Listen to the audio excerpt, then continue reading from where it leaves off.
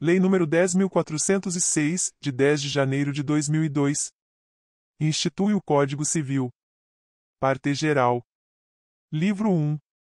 Das Pessoas. Título 1. Das Pessoas Naturais. Capítulo 1.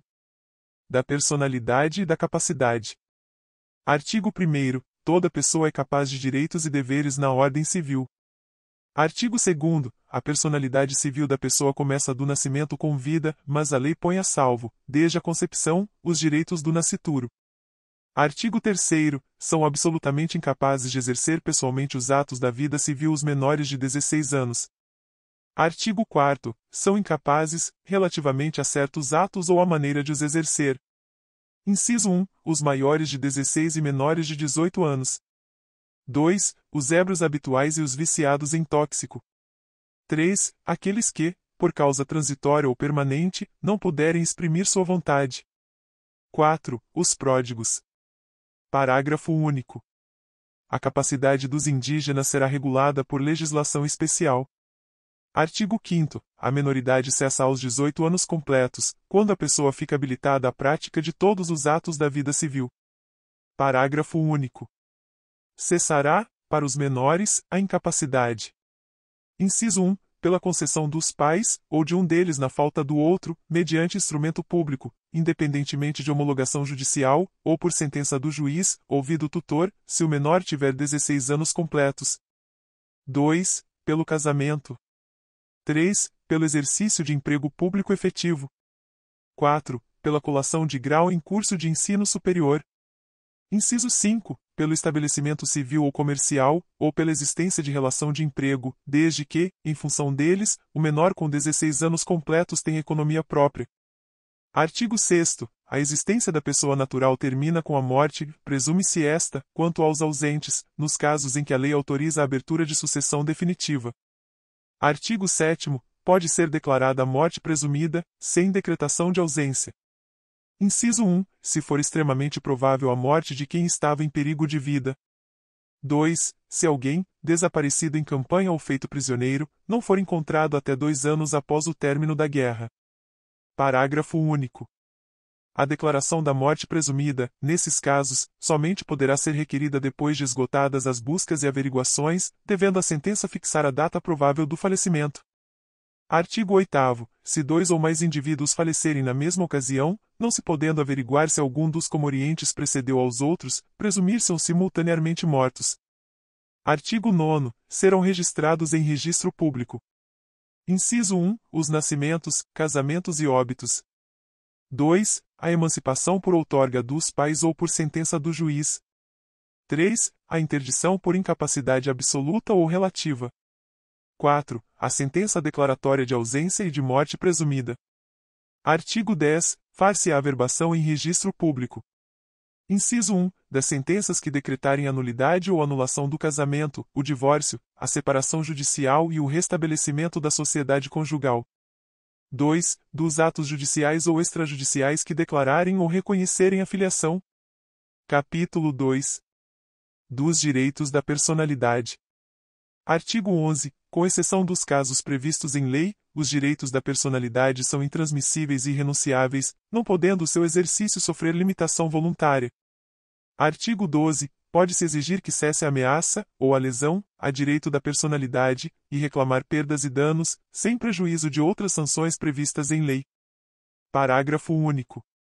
Em se tratando de morto, terá legitimação para requerer a medida prevista neste artigo o cônjuge sobrevivente, ou qualquer parente em linha reta, ou colateral até o 4º grau. Artigo 13. Salvo por exigência médica, é defeso o ato de desposição do próprio corpo, quando importar diminuição permanente da integridade física, ou contrariar os bons costumes. Parágrafo único.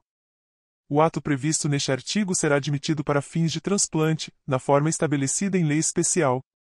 Artigo 14. É válida, com objetivo científico ou altruístico, a disposição gratuita do próprio corpo, no todo ou em parte, para depois da morte. Artigo 15. Ninguém pode ser constrangido a submeter-se, com risco de vida, a tratamento médico ou a intervenção cirúrgica. Artigo 16. Toda pessoa tem direito ao nome, nele compreendidos o prenome e o sobrenome. Artigo 17. o nome da pessoa não pode ser empregado por outra em publicações ou representações que exponham ao desprezo público, ainda quando não haja intenção difamatória. Artigo 18. Sem autorização, não se pode usar o nome alheio em propaganda comercial. Artigo 19. O pseudônimo adotado para atividades lícitas goza da proteção que se dá ao nome. Artigo 20. Salvo se autorizadas, ou se necessárias à administração da justiça ou à manutenção da ordem pública, a divulgação de escritos, a transmissão da palavra, ou a publicação, a exposição ou a utilização da imagem de uma pessoa poderão ser proibidas, a seu requerimento e sem prejuízo da indenização que couber, se lhe atingirem a honra, a boa fama ou a respeitabilidade, ou se destinarem a fins comerciais. Parágrafo único. Em se tratando de morto ou de ausente, são partes legítimas para requerer essa proteção o cônjuge, os ascendentes ou os descendentes. Artigo 21. A vida privada da pessoa natural é inviolável, e o juiz, a requerimento do interessado, adotará as providências necessárias para impedir ou fazer cessar ato contrário a esta norma. Capítulo 3. Da ausência. Seção 1. Da curadoria dos bens do ausente. Artigo 22. Desaparecendo uma pessoa do seu domicílio sem dela haver notícia, se não houver deixado representante ou procurador a quem caiba administrar-lhe os bens, o juiz, a requerimento de qualquer interessado ou do Ministério Público, declarará a ausência, e nomear-lhe-á curador.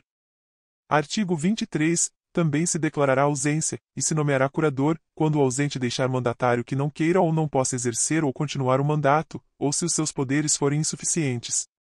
Artigo 24. O juiz, que nomear o curador, fixar-lhe-á os poderes e obrigações, conforme as circunstâncias, observando, no que for aplicável, o disposto a respeito dos tutores e curadores. Artigo 25. O cônjuge do ausente, sempre que não esteja separado judicialmente, ou de fato por mais de 2 anos antes da declaração da ausência, será o seu legítimo curador.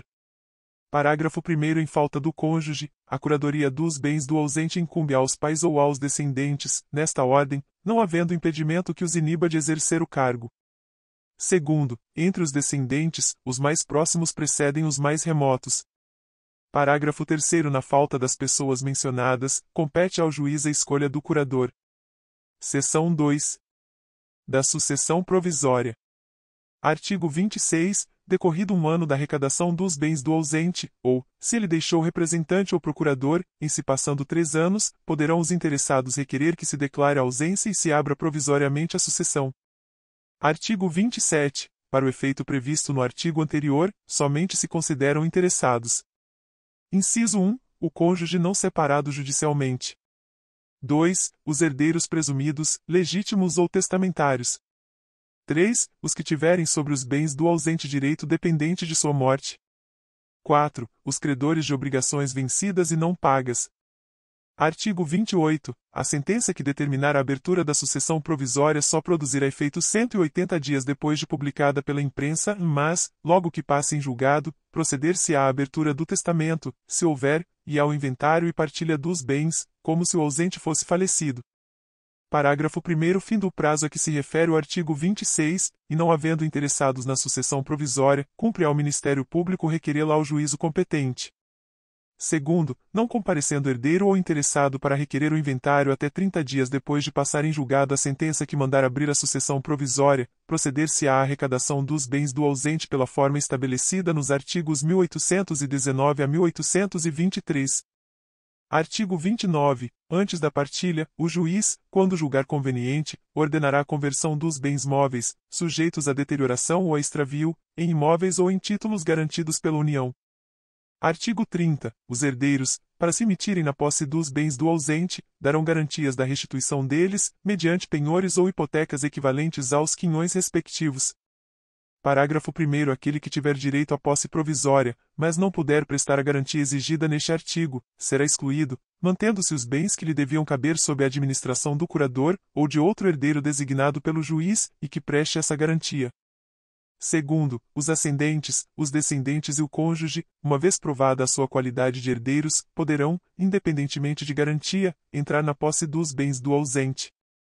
Artigo 31. Os imóveis do ausente só se poderão alienar, não sendo por desapropriação, ou hipotecar, quando ordene o juiz, para lhes evitar a ruína. Artigo 32. Empossados nos bens, os sucessores provisórios ficarão representando ativa e passivamente o ausente, de modo que contra eles correrão as ações pendentes e as que de futuro a que lhe forem movidas. Artigo 33. O descendente, ascendente ou cônjuge que for sucessor provisório do ausente, fará seus todos os frutos e rendimentos dos bens que a este couberem. Os outros sucessores, porém, deverão capitalizar metade desses frutos e rendimentos, segundo disposto no artigo 29, de acordo com o representante do Ministério Público, e prestar anualmente contas ao juiz competente. Parágrafo único. Se o ausente aparecer, e ficar provado que a ausência foi voluntária e injustificada, perderá ele, em favor do sucessor, sua parte nos frutos e rendimentos. Artigo 34. O excluído, segundo o artigo 30, da posse provisória poderá, justificando falta de meios, requerer-lhe seja entregue metade dos rendimentos do quinhão que lhe tocaria. Artigo 35. Se durante a posse provisória se provar a época exata do falecimento do ausente, considerar-se-á, nessa data, aberta a sucessão em favor dos herdeiros, que o eram àquele tempo. Artigo 36. Se o ausente aparecer, ou se lhe provar a existência, depois de estabelecida a posse provisória, cessarão para logo as vantagens dos sucessores nela emitidos, ficando, todavia, obrigados a tomar as medidas assecuratórias precisas, até a entrega dos bens a seu dono. Seção 3. Da sucessão definitiva. Artigo 37. 10 anos depois de passada em julgado a sentença que concede a abertura da sucessão provisória, poderão os interessados requerer a sucessão definitiva e o levantamento das cauções prestadas. Artigo 38. Pode-se requerer a sucessão definitiva, também, provando-se que o ausente conta 80 anos de idade, e que de 5 datam as últimas notícias dele. Artigo 39. Regressando o ausente nos 10 anos seguintes à abertura da sucessão definitiva, ou algum de seus descendentes ou ascendentes, aquele ou estes haverão só os bens existentes no estado em que se acharem, os subrogados em seu lugar, ou o preço que os herdeiros e demais interessados houverem recebido pelos bens alienados depois daquele tempo. Parágrafo único. Se, nos 10 anos a que se refere este artigo, o ausente não regressar, e nenhum interessado promover a sucessão definitiva, os bens arrecadados passarão ao domínio do município ou do Distrito Federal, se localizados nas respectivas circunscrições, incorporando-se ao domínio da União, quando situados em território federal.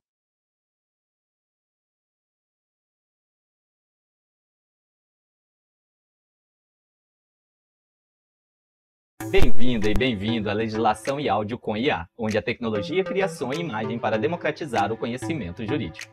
Aqui nós e você aperfeiçoamos juntos a tecnologia para produzir conteúdos cada vez mais precisos e acessíveis. Seu papel é vital. Para garantir melhor experiência, contamos com 2 níveis de qualidade. No nível GPT, o conteúdo é refinado pelas tecnologias com a ajuda do GPT.